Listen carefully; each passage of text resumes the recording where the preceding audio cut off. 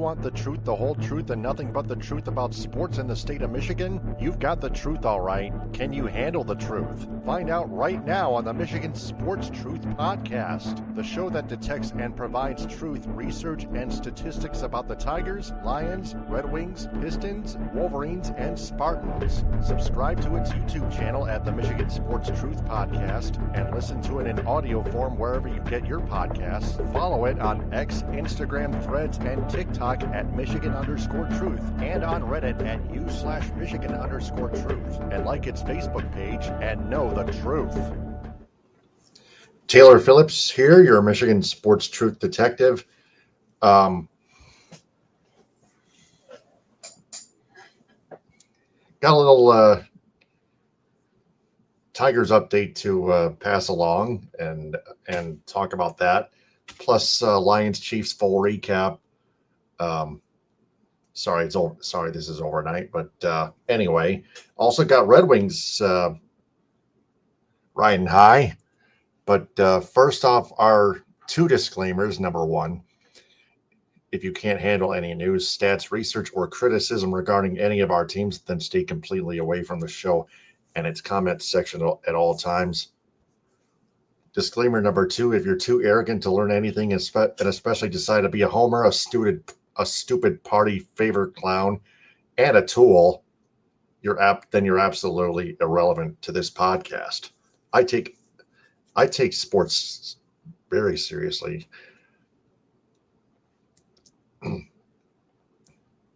As you would see, because this is the Michigan Sports Truth, not satire, not pop culture, just the truth. Nothing but the truth, the whole truth, and nothing but the truth about sports in the state of Michigan. So with that being said, our Tigers Tribune, the Tigers extend their manager AJ Hinch to an undisclosed contract extension. That means no details provided yet by team president Scott Harris and general manager Jeff Greenberg and owner Chris Ilitch, the cheapskate parking lot king. It kind of reminds me of Chris Ilitch signing then general manager back in July 5th, 2019. Chris Ilitch, the sole owner of the Detroit Tigers franchise, signed then general manager Al Avila to an undisclosed multi-year contract extension.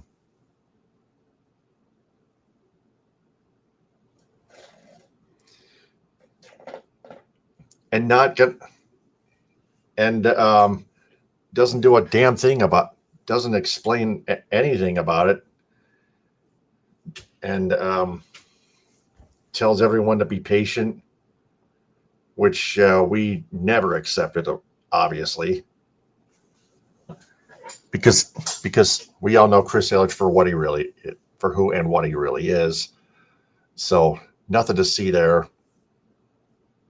Just meaning at least that is, staying the same.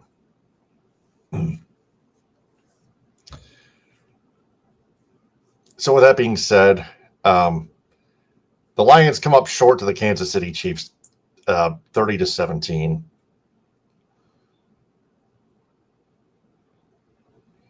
And we're all aware of of everything that happened. Of course, the brawl, the officiating, everything else. But I want to recap the full game,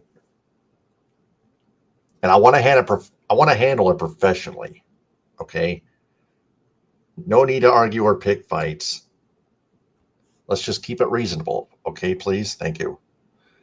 So with that being said, I'm going to share this screen right about now.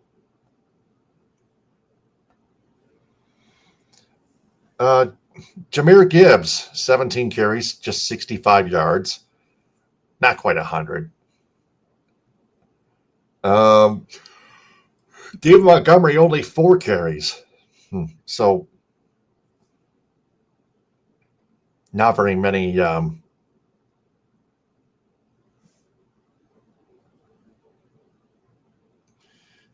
carries by David Montgomery. gives Ken sometimes power his way through traffic, but to run with speed for more yards, he has to find holes that the Lions' offensive line tries to provide for him, and he got most of the carries in the first half.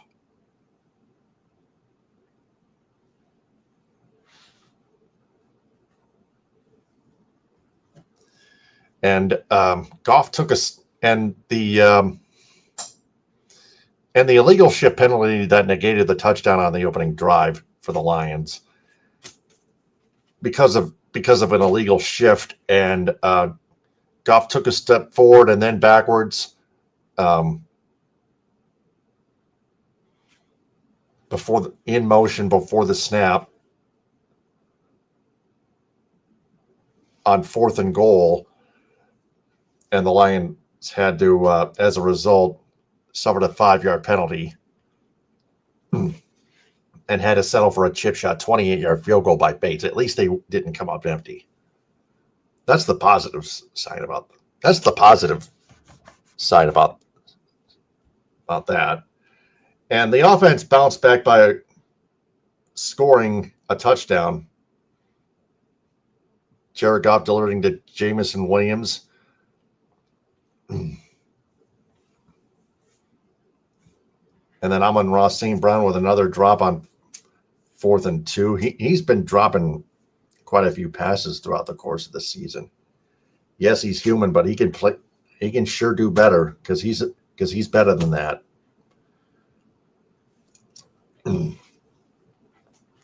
Some can argue. Some can make a valid argument that St. Brown's drop on 4th and 2 turned the tables.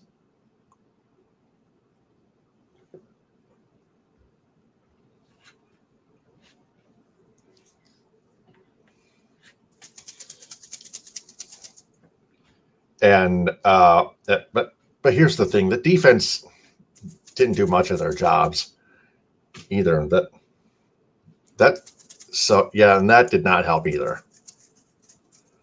So you put those elements together, you have a recipe for losing this game.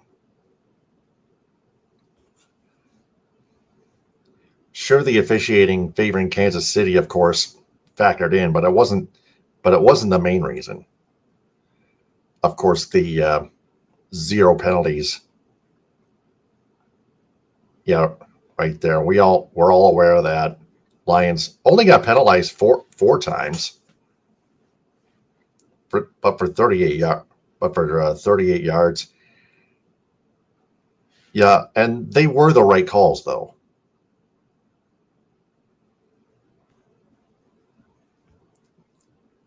But really, just 4 penalties. At least they didn't commit 8 or 10. So obviously, statistics wise, it looked like a clean game by both teams, especially the Chiefs. But yeah, we're aware that the Chiefs got away with a few holds, with a few holding penalties, which were not called. But if you're gonna blame the referees, of course, you're a whiny bitch. And you know it. Grow up or shove a silver spoon in your mouth. Or go to hell, one of the two. Because I don't need that. Because you're just having a defeatist attitude, and that's what I don't tolerate here on this podcast. All right? Grow the fuck up. Like right now, or stay off this damn show. Stay out of the comment section. Stay out of the live chat. Is that fucking clear? Thank you. Good. Thank you. Don't even post a word.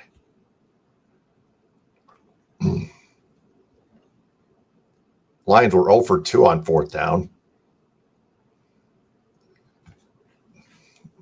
So, yeah, they weren't just 0 for 1 with a drop on Amon-Ra St. Brown. And the Chiefs were 2 for 3 on 4th down. That defense, that Lions defense just got just got plowed. Absolutely. Total yards by the Chiefs 355. Yeah, it's still under 400, but it still could have been better. Lions with 297 total yards. Time of possession, oh, that's damn close. Lions at 29 minutes, 23 seconds time of possession of the football. Chiefs 30 and 37, 30 minutes, 37 seconds. Oh, that's really dangerously close to even. Dangerously close to exactly even.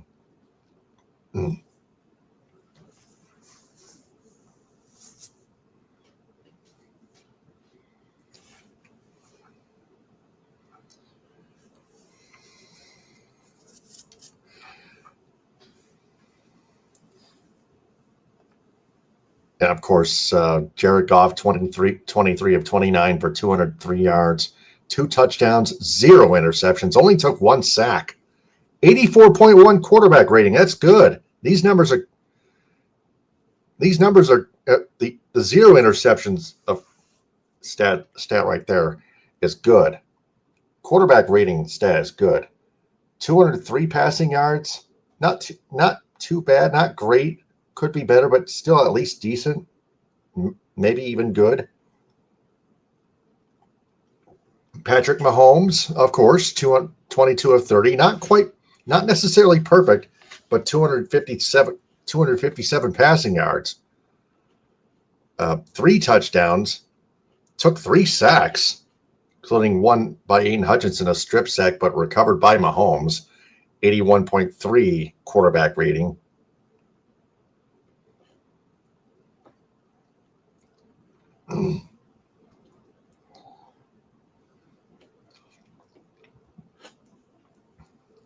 Sorry, a little something in my throat, but I don't want to gross anyone out.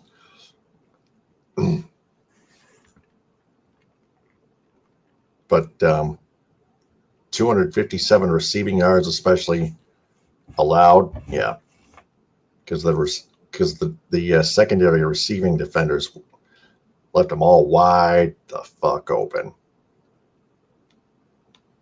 Travis Kelce, Juju Smith-Schuster, Hollywood Brown, two touchdowns, both left wide fucking open.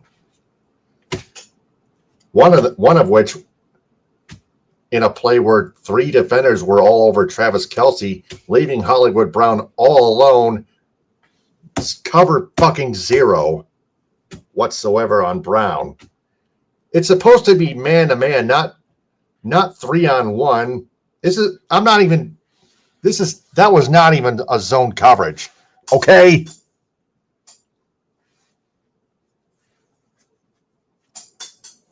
I don't want to argue with anyone about that.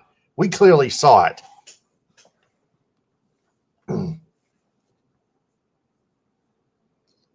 Xavier Worthy, a familiar name. Kareem Hunt, Noah Gray, Brashard Smith.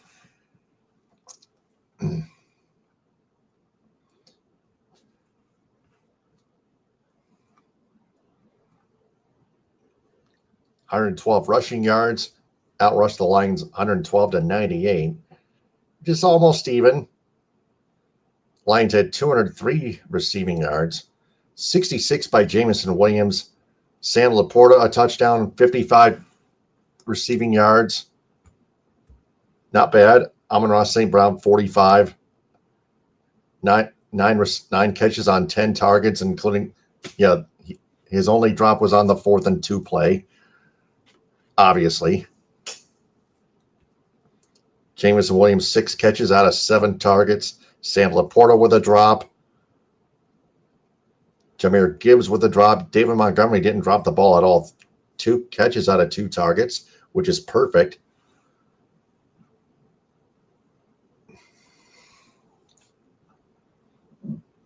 Alex Anzalone doing most of the tackling as usual. 12 total tackles, 7 solo. Chamari Connor, 14 total tackles for the Chiefs. So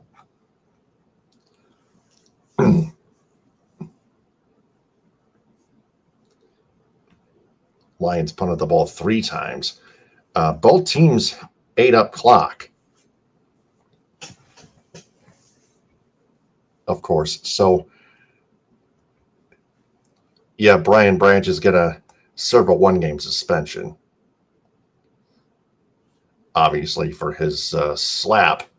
It's not technically a punch, but it's still a slap to the helmet of Juju Smith-Schuster right after the final knee of the football game, and they both physically went at it, went toe to toe.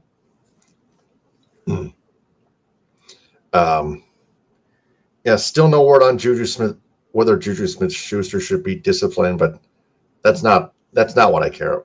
I don't care about that. Brian Branch, even if he did have a case of being bullied, he still can't do that. He's got to learn discipline. That's the thing that matters. You got to be, and of course, some would argue, well, it was an illegal block, but it was a hard hit.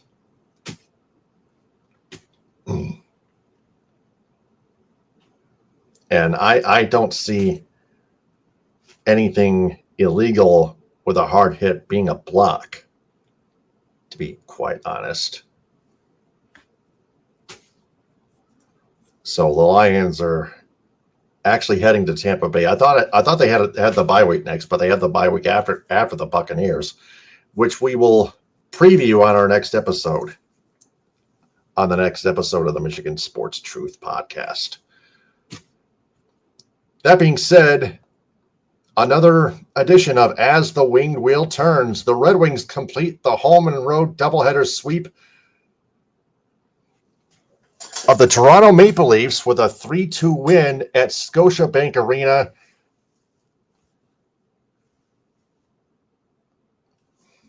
So, yeah, we're going to share the screen on those bad boys right here. So brace yourself. Dylan Larkin opened the scoring with a power play goal. It's a 5-on-4. It was a 5-on-4. They had a 5-on-3 initially. Larkin also had 6 total penalty minutes. Yeah. Yes, 6 penalty minutes. That's all the Wings had. And Larkin served them all. Right here, 6 penalty minutes.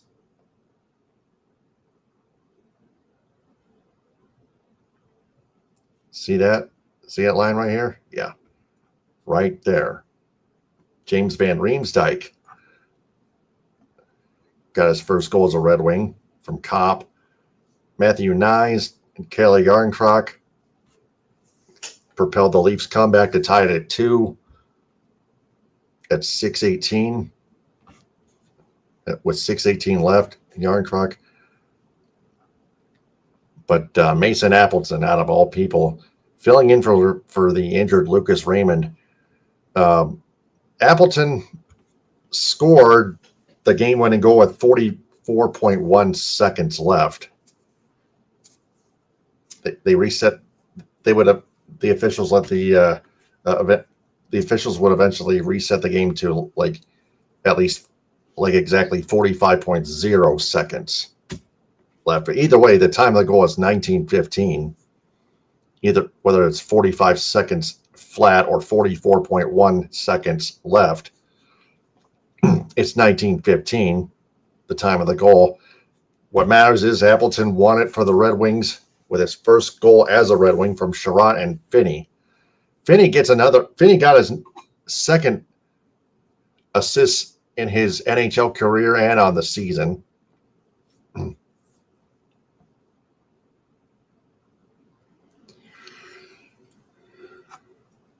And Cam Talbot's absolutely stood on his head, 38 saves.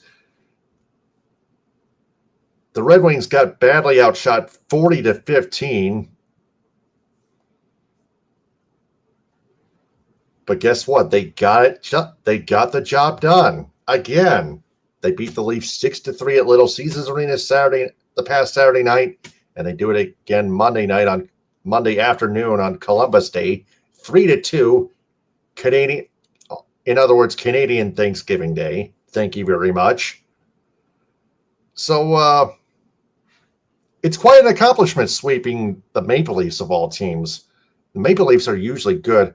Yeah, they're without Mitch Marner, but they still have other weapons right over there, like Jonathan Tavares. As we take a look at the box score, the Maple Leafs, Kayla Yarncroc, Nyes, Austin Matthews.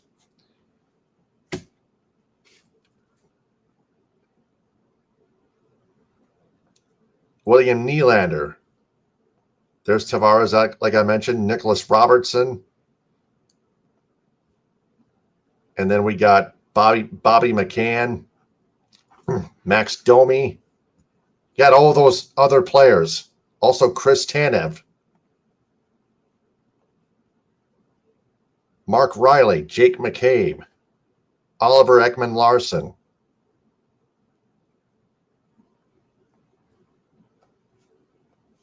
Anthony Stolarz. Well, he had to start. He started both games for the Leafs and gave up 4 goals at Little Caesars Arena. Gave up all those 3 goals on just 15 shots. Only made 12 saves, which makes his save percentage a terrible 800 right there. Wow.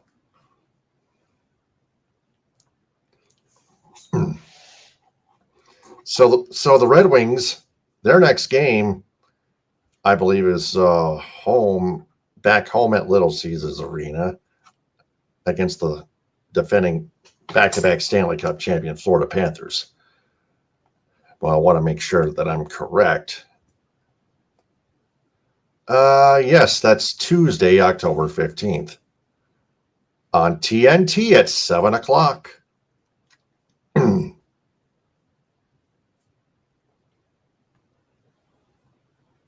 No, that's Wednesday at 7 on TNT. Thank God I'm going to get my TV back that day because I'm getting paid by the Misaki Golf Club golf course. So anyway, that is all the teams we've covered. Now, the What We've Learned segment.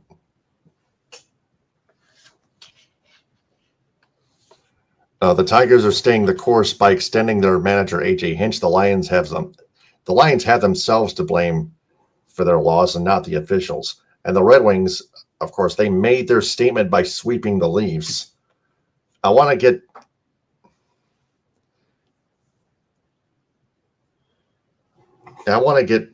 delve into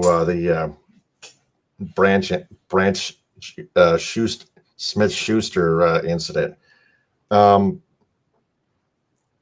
It doesn't matter what excuses anyone comes up with, and all the fans on social media that condone things like this ought to be locked up in jail or ought to lose their jobs, because words are very powerful, especially violent words. Freedom of speech is always regulated, and the media is a pretty powerful entity. Social media, especially, more specifically. And you have to be careful what you post and reply to each post, especially on X. It's full of toxic people, let alone sports fans. And speaking of which, Branch was suspended for 1 game like he should have been. And I only think he deserves just 1 game, not 2 or 3, just 1, just to be fair. But I think Brian Branch should be released because he has not learned discipline.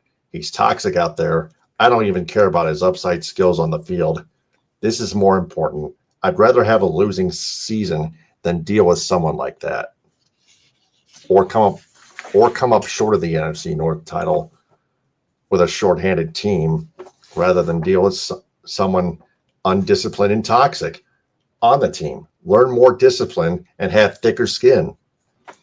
And just because the Chiefs were never penalized doesn't mean the Lions were completely screwed out of this game by the officials. Lions and Detroit sports fans and media are whiny, sensitive, soft, arrogant, obnoxious, delusional, and just plain terrible. And just plain terrible people. Lots of fans react so violently on social media, especially on X. They condone and call for violence after everything they see and read and hear, all that stuff. You know what they really need to do? Lose whatever jobs they have and get banned from their social media accounts. There's no reason for fans to act like violent thugs. That's one of the main reasons why I'd rather have a very small audience, a small and not so broad audience, rather than deal with toxic fans that coddle our teams no matter what. But there are lots of other fans that don't tolerate this, which is good and which I commend them for. Because I'd rather have an audience of those people, those mature people that know right and wrong, no matter how broad or small it is. For those that are watching on YouTube or Twitch or listening in audio form on Spreaker, Spotify, iHeartRadio, etc., if you're toxic right now but are willing to change sometime in the near future, give yourself a break. Take deep breaths, meditate for a bit, clear your mind, all that stuff, and think for a moment or two before you engage in any conversation. Be smart, and vice versa. So that's another episode of the Michigan Sports Truth Podcast. I'm Taylor Phillips. And before we go, I would love for you all to subscribe to its YouTube channel at the Michigan Sports Truth Podcast. Like its videos and turn on all notifications on the bell icon. Click or tap on live to find its latest full episodes and shorts. Also, check out its shorts videos by clicking or tapping on shorts. Also, watch it live and follow it on Twitch at Michigan Sports Truth, www.twitch.tv/Michigan Sports Truth. Also, listen to it in audio form, like I mentioned before, on Spreaker, Spotify, iHeartRadio, Apple Podcasts, Amazon Music /Audible, Castbox, Deezer, Podcast Addict, Podchaser, and JioSaavn. Also, join its supporters club on Spreaker, just $2 a month. Social media platforms. Follow the Michigan Sports Truth Podcast on X, Instagram, Threads, and TikTok at Michigan_Truth, and on Reddit at u/Michigan Sports Truth. Also, like its Facebook page. Also on Patreon at patreon.com/Michigan Sports Truth. We also have a website, the Michigan Sports Truth Podcast.code adx.me. Yes, check that out. And then we go to the business endorsements. First off, statewide business endorsements go to Cops and Donuts, Grand Traverse Pie Company, J&H Family Stores, Positive Chimney and Fireplace, Farm Bureau Insurance, Michigan's Adventure, Jets Pizza, Alpine Chocolate House with 5 locations in Manistee, Boyne City, Gaylord, Plymouth, and Sault Ste. Marie, Hudsonville Ice Cream, Grandpa's Mini Donuts, Tom's Food Markets, Big B Coffee, Detroit Wing Company, Simply Delightful, JR's All-Star Haircuts for Men, Tropical Touch Spa, Main Street Rocks, Wesco, and BC Pizza.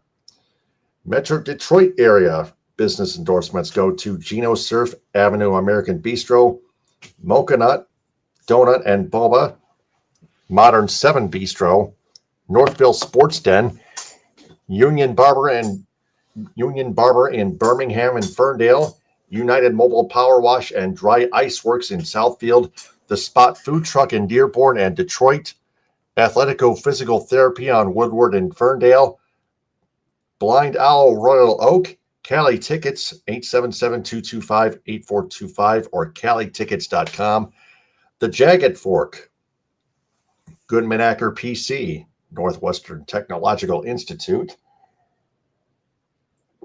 the Great Greek Mediterranean Grill in Ann Arbor, Green Lantern Pizza, Pins Bowling Center in South Lyon, Vitamin Shop in Auburn Hills, Legacy Family Dental Center in Dearborn, and Hodges Subaru. Local business endorsements go. Hodges Subaru is located in Ferndale. Local business endorsements go to the B4 Foundation in Ithaca, Front Porch Suttons Bay, the El Cilantro Taco Shop in Petoskey, Bay Mills Resort and Casino in Brimley, Fuel Up Nutrition in Clare, United Food Service Solutions in Grand Ledge, Asian Buffet in Cadillac and Traverse City, Trouttown Tavern and Eatery in Kalkaska, Luddington Meat Company, McBain Hardware, Vandry Home Furnishings in Cadillac, Houghton Lake at Traverse City, Fletcher's Pub Texas Corners in Kalamazoo, the Michigan Theater of Jackson, Hooters in Saginaw, Anna's House in Grand Rapids, Coffee Beanery in Flushing, and Spicer's Boat City in Houghton Lake. Traverse City business endorsements go to TC Man Cave, Erica Nita of Traverse City Real Estate, Yen Yoga and Fitness, Firefly Kitchen and Bars, Traverse City Fun Running, Margarita's Grill, Wellbeing with Catherine Palms, Bayview Flooring, Golden Fowler Home Furnishings, North Coast Golf Shop, and Team Bob's Heating, Cooling, and Plumbing.